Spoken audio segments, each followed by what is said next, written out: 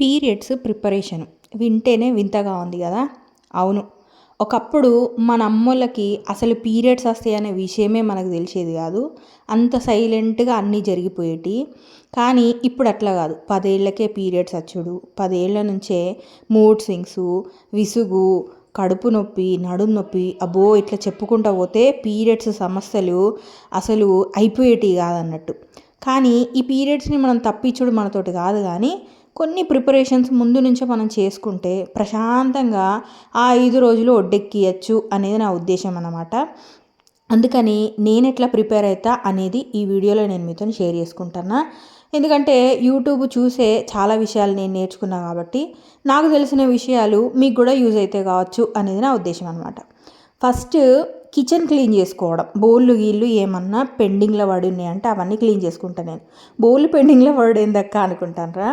అవును, డిష్ వాషర్లో వేసుకుంటా కదా నేను. సో వోల్టేజ్ తక్కువ ఉండుడో లేకపోతే పెద్ద పెద్ద గంజులు దీంట్లో వేయలేకపోయినవి ఏమన్నా ఉండుడో లాంటివి ఉంటాయి కదా, అవేవి కూడా ఉండకుండా మొత్తం అంతా క్లీన్ చేసుకుంటా. అయితే అందరికి ఇట్లా ఉండనని ఏం లేదు.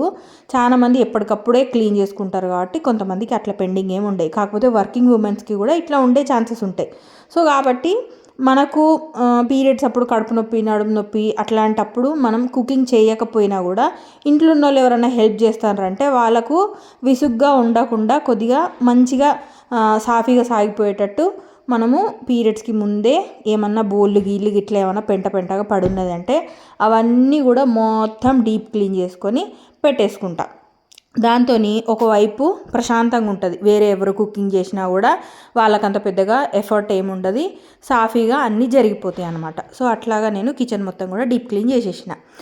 ఇక ఆ తర్వాత పిల్లలు ఉన్నవాళ్ళు ఆ 2 రోజులు periods first day second day పిల్లలు ఏమన్నా తినడానికి ఏమన్నా చెయ్యమ్మా అని అడిగినప్పుడు ఎమ్మటనే మనం లేచి చేసే పరిస్థితులలో ఉండం కాబట్టి ముందు నుంచే ఏదన్నా 2 రోజులు స్టోర్ చేసుకొని పెట్టుకునేటట్టుగా చేసుకొని స్టోర్ చేసుకున్నాం అనుకోండి, వాళ్ళని తీసుకొని తినమన్నా కూడా తింటారు. అట్లా నేను గులాబ్ జామున్లు చేసి 2 బాక్సులలో కూడా స్టోర్ చేసి పెట్టేసుకున్నా. ఎప్పుడు కావాలంటే అప్పుడు వాళ్ళు తీసుకొని తినేస్తారు. అప్పుడు మనకు ఒక సైడ్ అనేది క్లియర్ అయిపోతుంది అనమాట.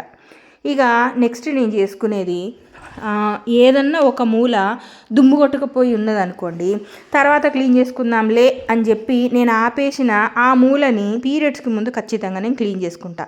ఎందుకంటే మన మూడ్ స్వింగ్స్ ఎంత చండాలంగా ఉంటాయంటే అసలు ఇల్లంతా శుభ్రంగా ఉన్నది కనబడదు, కానీ ఈ దుమ్ము కొట్టుకపోయినా ఈ ఒక్క మూల మాత్రం మనకి ఇట్లా కనిపిస్తుంది అన్నట్టు. నువ్వెందుకు పనికిరావు, ఈ ఇల్లంతా కూడా ఎంత పెంటగా పెట్టుకున్నావో చూడు నువ్వు అని చెప్పి మనల్ని విసిగిస్తూ ఉంటుంది అన్నమాట. ఇక ఏం తోయక మనము మొబైల్లో అట్లట్లా కెలుకుతూ ఉంటే ఇల్లు శుభ్రంగా పెట్టుకునే వీడియోలన్నీ మన సెర్చ్ లిస్ట్లోకి వస్తాయి అన్నమాట. మన పేజీలోకి వచ్చి నువ్వెందుకు పనికిరావు, నువ్వు బతకడానికి అసలు నువ్వు మనిషివే కాదు అని మనల్ని విసిగించడానికి అవి వస్తూ ఉంటాయి అన్నట్టు. సో కాబట్టి ఆ ఫీలింగ్ లేకుండా ఉండడానికి ఆ దుమ్ము కొట్టుకుపోయిన మూలను మాత్రం ఫస్ట్ మొత్తం క్లీన్ చేసి పెట్టేస్తాం. ఇక నెక్స్ట్ బెడ్షీట్లు చేంజ్ చేసుకోవడం. పీరియడ్స్కి ముందు ఖచ్చితంగా నేను బెడ్షీట్లు ఒకసారి ఖచ్చితంగా చేంజ్ చేసుకుంటా. ఎందుకు అంటే అసలు విసుగు రావడానికి, నాకు చచ్చిపోబుద్ధి అవుతుంది అని చెప్పి ఏడవడానికి పెద్ద పెద్ద రీజన్స్ ఏం అవసరం లేదు. అసలు ఎందుకు అక్కడికి రాని క్రీములన్నీ ఈ టైంలోనే రిలీజ్ అవుతాయి అన్నమాట. అసలు పెద్దగా నేను ఏడవడానికి పెద్ద రీజన్ అవసరం లేదు. ఈ బెడ్షీట్ల 4 ఇసుకలు కనబడితే చాలు కిస్ అని సౌండ్ వచ్చినాయి అంటే కత్తం బొల అని కన్నీళ్ళు వచ్చేస్తాయి అనమాట. ఆ లొల్లంతా ఎందుకని చెప్పేసి ఈ పీరియడ్స్కి ముందే నేను ఈ బెడ్షీట్లన్నీ చేంజ్ చేసేసుకుంటా. మళ్ళీ పీరియడ్స్ 5 రోజుల తర్వాత అప్పటికో వారం రోజులు అయిపోతుంది కాబట్టి మళ్ళీ ఇవి బెడ్షీట్లు చేంజ్ చేసుకోవడానికి సెట్ అయిపోతుంది అనమాట. ఇక ఆ తర్వాత చేసుకునే పని ఇల్లు ఊడ్చుకొని తూడ్చుకునుడు.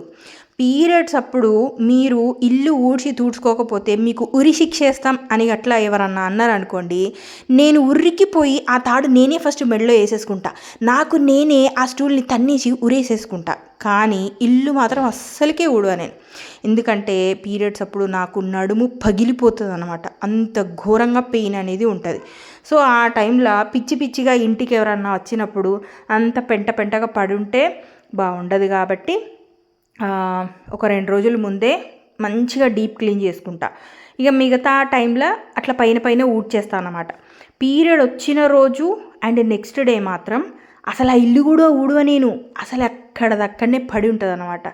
ఎట్లా ఉన్నా కూడా నేను పట్టించుకోను. ఎందుకు అంటే వాళ్ళేమనుకుంటారో వీళ్ళేమనుకుంటారో అనే దానికంటే కూడా నా శరీరాన్ని నేను చూసుకోవడం అనేది నాకు ఇంపార్టెంట్. నాకు ఆ మూడ్ స్వింగ్స్, లోగా ఫీల్ అవ్వడు, డిప్రెషన్గా ఫీల్ అవ్వడు, ఇవన్నింటి మధ్యలో నేను ఇవన్నీ కూడా అప్ టు డేట్ చేసుకోవాలి అంటే ఆ నడుము నొప్పికి దానికి అసలు జీవితం అంటే ఇంతేనా, అసలు మనం ఎందుకు బతుకుంటున్నాం, మనం బతికుండి ప్రయోజనం ఏంటిది, మన జీవితానికి అర్థం ఇంతేనా, ఇట్లాంటి భారీ భారీ డైలాగులన్నీ కూడా ఏ కవి కూడా భూమి మీద రాయని డైలాగులన్నీ మనకే యాదకత్తి అన్నట్టు.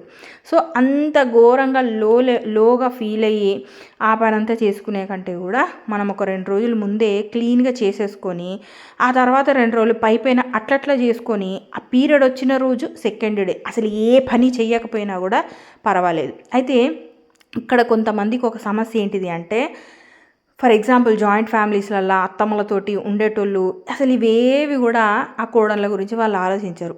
ఇవన్నీ కూడా చచ్చినట్టు మనం ఒకరి కోసం చెయ్యాల్సిందే. సో ఆ పరిస్థితి ఉన్నోళ్ళకైతే నేనేం చెప్పలేనులే, కానీ కాకపోతే కొంచెం ఫ్రీడమ్ ఉంది, మనమే ఉంటున్నాం అనుకునేటోళ్ళైతే ఇవి ఫాలో చేయొచ్చు. ఇక ఇంకొకటి నేను ఫాలో అయ్యేది ఏంటిది అంటే, పీరియడ్స్ టైంలో నేను తీయలేని వస్తువులు గ్రోసరీకి సంబంధించిన ఏమన్నా ఉంటే అవి రీఫిల్ చేసి పెట్టుకున్నాడు. లైక్ మామిడికాయ పచ్చడి, నెయ్యి అట్లాంటివి అనమాట. మామిడికాయ పచ్చడి పీరియడ్స్ అప్పుడు ముట్టుకోవద్దు అనేది మీరు వినే ఉంటారు, నెయ్యి ముట్టుకోవద్దు అనేది మీరు విని ఉండరు కదా. ఏం నష్టం లేదు, ఎందుకంటే అట్లాంటి రూల్ ఏం లేదు కాబట్టి. అయినా సరే నేను నెయ్యి తీసి ఎందుకు పెట్టుకుంటా అంటే, ఫ్రీక్వెంట్గా మా పిల్లలు ఎక్కువగా ప్రతిరోజు నెయ్యి యూజ్ చేస్తారు. సో ఇప్పుడు నేను పీరియడ్స్లో ఉన్నా కదా అని చెప్పి ఇది ఖాళీ అయిపోయిన సీజన్ వాళ్ళని రీఫిల్ చేసుకోండి అన్నా అనుకోండి, ఆడవారేసి ఈడవారేసి మొత్తం ఏరి పూసుకున్నట్టు చేస్తారు అన్నట్టు. ఇక అట్లా వేసినందుకు మనం లొల్లి పెట్టుకొని నెలకు సరిపడా లొల్లి ఉంటుంది అన్నట్టు అది. సో కాబట్టి పీరియడ్స్ అప్పుడు మనకు విసుగు చిరాకు ఉంటుంది, ఆ కోపంలో ఏదో మనం అనేస్తాము అనేది అందరూ అర్థం చేసుకోవాల్సిన అవసరం లేదు. సో కాబట్టి అట్లాంటి పెంట అనేదే రాకుండా ముందుగానే మనం ఇట్లాంటి ప్రిపరేషన్స్ చేసుకున్నాం అనుకోండి, చాలా వరకు ఈ చిన్న చిన్న గొడవలు, చిన్న చిన్న అటు అనుకునుళ్ళు ఇటు అనుకునుళ్ళు అవన్నీ కూడా మనం రాకుండా చూసుకోవచ్చు. అఫ్కోర్స్ నాకు అట్లాంటి సమస్యలు ఏవి కూడా లేవు. మా ఆయన మా పిల్లలందరూ కూడా నన్ను చాలా బాగా అర్థం చేసుకుంటారు, మంచిగా చూసుకుంటారు. అయినా సరే మన మూడ్ స్వింగ్స్ వాళ్ళకు ఒక ప్రాబ్లమాటిక్ లాగా అనిపించకుండా ఉండడానికి మనం కూడా వాళ్ళ గురించి ఆలోచించి ముందు నుంచే ఇట్లాంటి ప్రికాషన్స్ తీసుకున్నామంటే వాళ్ళకు మనకు అందరికీ కూడా ప్రశాంతంగా ఉంటుంది అన్నమాట. So happy periods.